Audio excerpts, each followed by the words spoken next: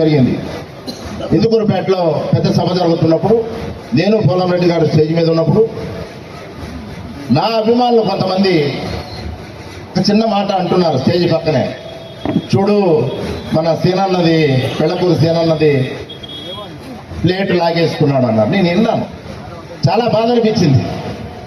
అప్పుడు చెప్పా, పోలారెడ్డి అన్న నేను వస్తే నీకు ఇబ్బంది కాబట్టి ఎక్కడికన్నా సభలకు పిలవండి, 10 నిమిషాలు వచ్చి బాబు గారు ఆదేశించారు, నేను కరెక్ట్ అయిన తెలుగుదేశం వ్యక్తినైతే మీకు సహాయం చేయాలి కాబట్టి ఖచ్చితంగా నేను చేస్తున్నాను, నా క్యాడర్ అంతా చేస్తుంది, నా మిత్రులు సహోదరులు ఇక్కడున్న తెలుగుదేశం అందరూ కూడా పోలంరెడ్డి సేనలకు పోటీ చేస్తున్నటువంటి వ్యక్తికి సహకరించాలి అని చెప్పి నేను స్లోగా దగ్గర నుంచి తప్పుకుంటూ సభలకి 4-5 రోజులు